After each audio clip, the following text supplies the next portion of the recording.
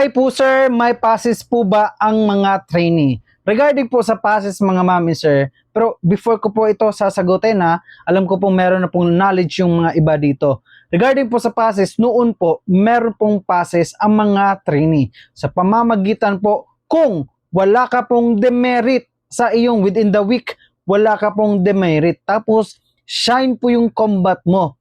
Ay, wala ka po talagang magiging rason na hindi ka po makapases. Meron pong passes noon.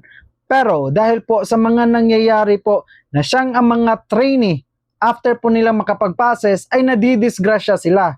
Kaya hanggang ngayon, wala na pong nangyayaring passes. At within 6 months period of training po sa loob po ng training center ay ito, magfo-focus na po ang mga trainee sa kanilang training sa loob po ng training center. Kaya ito yung nagiging problema kasi noon. Kaya nawala itong passes. Pero wag po kayong mag-alala. Kasi the more po kayong merong passes, example po kung mangyayari man ito yung noon po na nangyayari tapos mangyayari ito ngayon, ay posible po talaga na hindi po kayo makakapag-savings niyan. Sayang yung pera na kung saan-saan lang po ito napupunta.